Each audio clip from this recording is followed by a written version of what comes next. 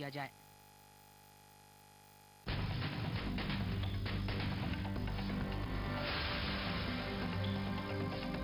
Uncle जी, दूध में मिलावट मत करना वरना हम बीमार हो जाएंगे।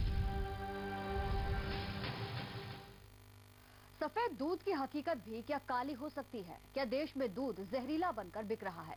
ये कार्यक्रम आपके उस विश्वास को हिलाकर रख देगा जिसके भरोसे आप और आपका परिवार दूध और उससे बनी चीजों को ये सोचकर इस्तेमाल करता है कि आपके शरीर को इससे फायदा होगा।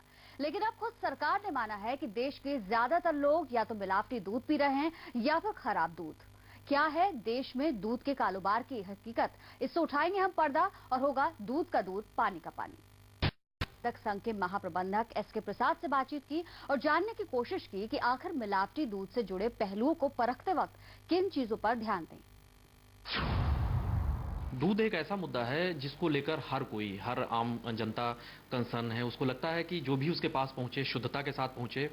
कैसे ये शुद्धता का पैमाना तय होता है, क्या क्या इसके लिए प्रयास किए जाते हैं, तो इसके लिए विशेषज्ञ से ही हम जानकारी लेंगे। हमारे साथ इस वक्त लखनऊ दुग्ध उत्पादक संघ के जीएम साहब हैं एसके प्रसाद जी। हम उनसे बात करेंगे और समझेंगे कि तमाम वो कौन से स्टेप होते हैं जिनके बाद से हम जब हमारे घरों पर ये दूध के पैकेट पहुंचते हैं तब हम श्योर होते हैं कि वो शुद्ध है और उसकी शुद्धता की गारंटी है। प्रसाद जी, हम सबसे पहले ये जानना चाहेंगे कि जो शुरुआत होती है कि जहां से दूध वाले से वहां से पहुंचता है और पैकेट तक, इस बीच में क्या प्रोसेस रहती है जिससे हम जान सकते हैं और जनता को लगे कि शुद्ध दूध उसके यहाँ पहुंचता है?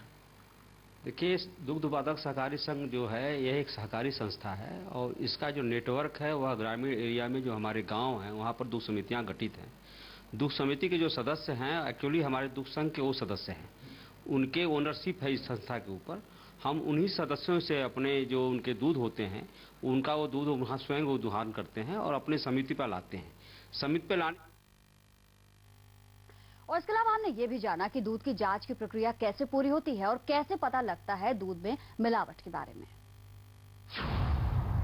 इस वक्त मैं मौजूद हूं लखनऊ में पराग डेयरी के इस क्वालिटी कंट्रोल सेंटर पर और यहां पर चीफ केमिस्ट हैं एके सक्सेना जी। हम उनसे जानेंगे कि जो प्रोसेस क्या होता है, स्टेप क्या होता है कि जो दूध पहुंचता है पैकेट में उसकी शुद्धता की कैसे सुनिश्चित करते हैं, क्योंकि जब दूध वाले से दूध लिया गया उसके बाद से इनका काम शुरू होता है। तो सक्सेना जी, कैसे आप शुरुआत करते हैं जो यहाँ पर दूध वाले से जो सैंपल आया उसके बाद से? देखिए, ऐसा है, हमारे यहाँ सैंपल्स जो आते हैं वो पहले हमारे यहाँ टैंकर्स आते हैं under SMG state milk grid के अंतर्गत आते हैं और विलेज टू विलेज कलेक्शन होता है। बीएमसी से सैंपल्स आते हैं।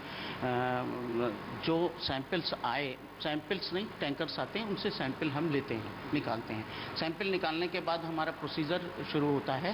पहले सबसे फ्लेवर देखते हैं, टेस्ट देखते हैं, जो ज़रूरी है सेडिमेंट देखते हैं, ये सब नेगेटिव होने चाहिए और फ्लेवर टेस्ट अच्छा होना चाहिए, प्लीजेंट होना चाहिए और एबनॉर्मल नहीं होना चाहिए। ये जो कलर जैसे ये इसमें मेथिलीन ब्लू थायोसाइनेट फ्लोराइड का एक सोल्यूशन मिलाते हैं और ये इसमें बैक्टीरियल लोड का हमें अंदाज़ा होता है।